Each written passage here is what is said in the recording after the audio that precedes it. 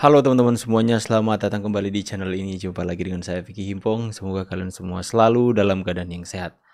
Di video kali ini kita akan membahas soal akhirnya tim Hasto mulai satu persatu membuka dokumen berupa video yang sempat viral kemarin soal video atau katanya adalah bukti kuat skandal korupsi terbesar yang akan menggoncang perpolitikan Indonesia. Itu kata Hasto.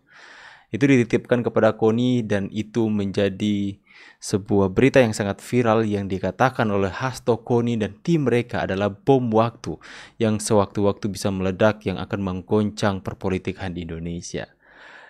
Lantas menjadi perbincangan tengah-tengah masyarakat, para politikus, para pengamat politik tentang hal itu.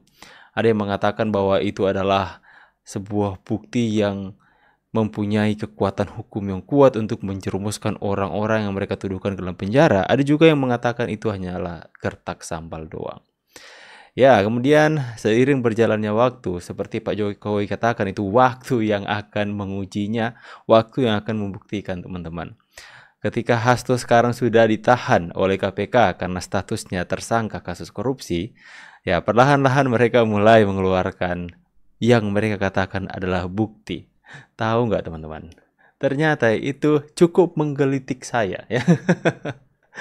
Ternyata video yang ditampilkan, yang disembunyikan oleh Hasto yang katanya adalah sebuah bom waktu yang akan mengguncang perpolitikan Indonesia adalah sebuah konten video yang sama seperti yang dilakukan oleh Amin Rais, Faisal Assegaf, siapa lagi ya? Abraham Samad, Rocky Gerung, Refli Harun. Yang isinya itu hanya cuplikan dia dalam sebuah video menyampaikan narasi-narasi, menyampaikan opininya, dan saya pikir menyampaikan tuduhan kepada Pak Jokowi tanpa ada bukti, jatuhnya ke fitnah.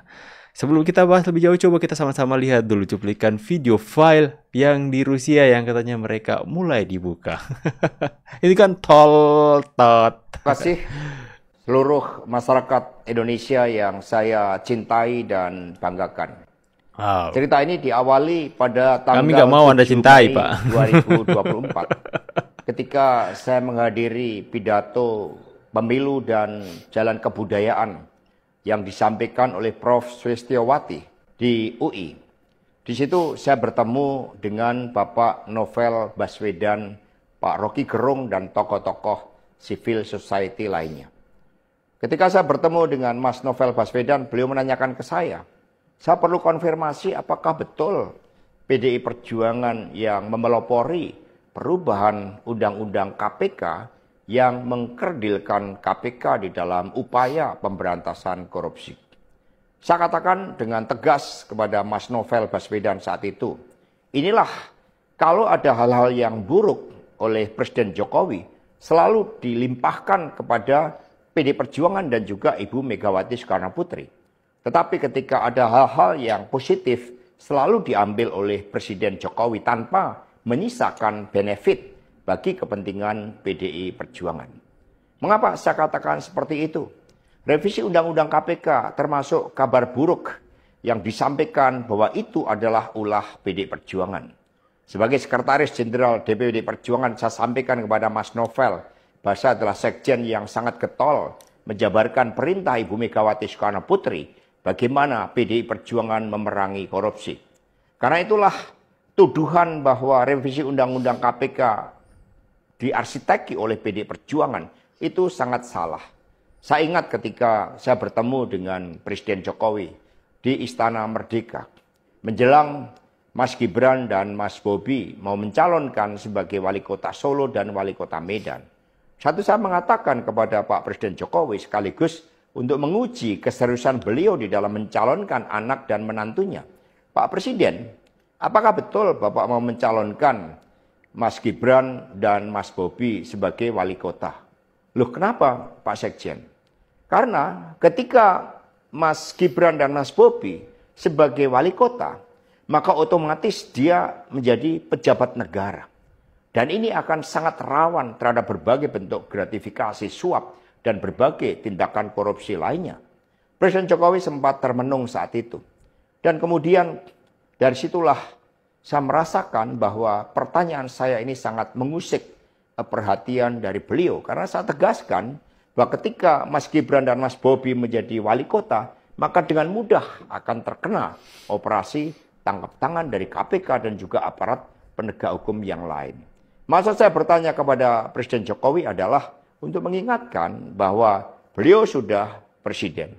Buat apa kemudian anak-anaknya harus menjadi wali kota, dan itu mengandung suatu risiko-risiko politik, mengingat presiden juga berhadapan dengan begitu banyak pihak-pihak yang selalu mencoba berhadapan dengan Bapak Presiden. Tetapi beberapa saat kemudian saya menerima salah seorang menteri. Dan beliau mengatakan kepada saya bahwa sudah mendapatkan arahan dari Presiden Jokowi untuk melakukan revisi Undang-Undang KPK. Saat itu dijelaskan berbagai pasal-pasal penting. Misalnya bahwa pimpinan KPK tidak otomatis bertindak sebagai penyidik. Kemudian ada beberapa pasal-pasal yang tidak memungkinkan bagi penyidik independen untuk bergabung ke KPK. Berbagai revisi-revisi itu. Karena ini adalah perintah dari Presiden, maka ya saya sarankan untuk bertemu dengan seluruh jajaran fraksi di DPR RI dan coba menggalang atas perintah dari Presiden. Nah, saat itu Pak Menteri yang menjadi kepercayaan dari Pak Jokowi ini menyampaikan bahwa kira-kira akan diperlukan dana sebesar 3 juta US dollar untuk menggolkan revisi Undang-Undang KPK. Dan mengapa berjalan mulus? Karena Presiden Jokowi punya kepentingan untuk melindungi Mas Gibran dan Mas Bobi. Maka sejarah mencatat bahwa revisi Undang-Undang KPK ini dilaksanakan sebelum pelaksanaan pilkada serentak di mana Mas Gibran dan Mas Bobi berproses menjadi wali kota. Maka ketika terpilih menjadi wali kota, amanlah dari berbagai persoalan hukum karena KPK sudah dilemahkan.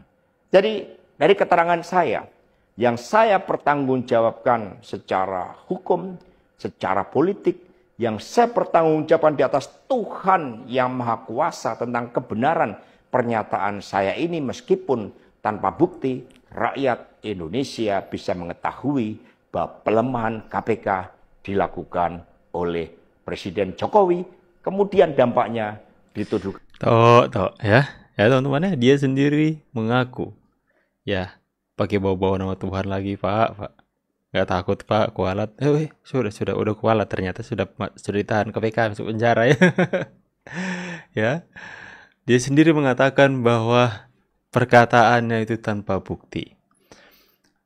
Lalu dia mengatakan dia bertanggungjawabkan itu sendiri di hadapan hukum. Ya, apa yang Anda mau pertanggungjawabkan dengan perkataan Anda di atas hukum kalau itu tanpa bukti? Siapapun bisa karang-karang cerita. Ternyata file yang dititipkan Hasto ke kuning Rusia hanya sekedar khutbah Jumat saja. Salah satu perkataan dari netizen. Hanya sekedar cerita doang katanya ya. Apa beda Anda dengan Amin Rais yang memfitnah segala rupa kepada Pak Jokowi? Perlu teman-teman tahu, faktanya adalah bahwa revisi Undang-Undang KPK itu disetujui oleh 7 fraksi. Salah satunya adalah PDIP. Dan fraksi yang menolak ada PKS, Demokrat, ada Gerindra yang menolak revisi undang-undang tersebut. Sekali lagi, yang menyetujuinya salah satunya adalah dari PDIP. Oke, apakah kalian percaya seorang yang saat ini tersangka kasus suap, kasus korupsi, berbicara soal ingin membela kepentingan hukum KPK untuk tetap kuat untuk membasmi korupsi dan suap, ya? Dari hal ini saja itu sudah tidak logis untuk kami masyarakat awam menerima dengan akal sehat kami. Itu bertentangan dengan logika. Mana mungkin seorang pencuri mengatakan bahwa dia akan memberantas seorang pencuri? Mana mungkin seorang pencuri akan mengatakan dia akan melakukan hal untuk membuat tobat orang yang mencuri? Itu kan tidak masuk akal, teman-teman ya. Kalau seperti Presiden Prabowo yang mengatakan akan memberantas korupsi, kami percaya. Karena track record-nya tidak ada beliau melakukan korupsi, teman-teman. Tapi di sini Hasto mengatakan soal OTT, operasi tangkap tangan, suap, dan kekuatan KPK dalam melakukan hal itu. Sedangkan KPK sudah memberikan keterangan di sidang pra-peradilan kemarin bahwa Hasto itu didapati bukti bahwa Hasto ketika akan melakukan OTT, KPK melakukan OTT diintervensi oleh orang suruhan Hasto yang berupa anggota kepolisian, kemudian diintimidasi, dilakukan penggeledahan tanpa ada surat perintah dan sebagainya. Itu kan membuat masyarakat terbuka. Lantas tuduhan-tuduhan kepada Pak Jokowi soal bagaimana tuduhan Hasto ini yang dinilai itu serius kepada Presiden Republik Indonesia, mantan Presiden Republik Indonesia Joko Widodo, yang mengatakan ingin merubah revisi undang-undang KPK untuk melindungi Gibran dan Bobi, teman-teman, ya. Itu sebenarnya tuduhan yang serius yang dia sendiri mengakui bahwa bukti-bukti tidak ada. Jadi di sini kita melihat bahwa Hasto ini tidak lebih dari gerombolan-gerombolan yang di sebelah, membangun narasi-narasi yang tujuannya maksudnya adalah menggiring opini masyarakat, opini pendukung mereka, ya, pengikut-pengikut mereka yang benar-benar akal sehatnya itu benar-benar harus dipertanyakan, teman-teman, untuk mempercayai cerita bodoh mereka untuk membenci Pak Jokowi, ya, menceritakan tuduhan-tuduhan yang benar-benar dia sendiri tahu bahwa nggak ada buktinya, ya. Kalian bisa saja menceritakan hal yang buruk kepada Hasto, tuduhan yang buruk kepada Hasto. Saya bisa melakukan tuduhan itu. Kalau tanpa bukti, buat apa coba itu? Hanya akan merugikan diri kita sendiri. Berbeda dengan KPK, ya. KPK bukan hanya menuduh Hasto, tapi mempunyai bukti. Makanya dia jadi tersangka hari ini. Bagaimana pendapat kalian semua soal file ini, teman-teman, ya? Ini bikin lucu saja. Bikin kita masyarakat awam saja itu gimana mau percaya orang seperti ini. Rekam jejak juga kita sudah melihat bahwa Hasto ini seperti yang dikatakan oleh siapa ya? Aku sudah lupa.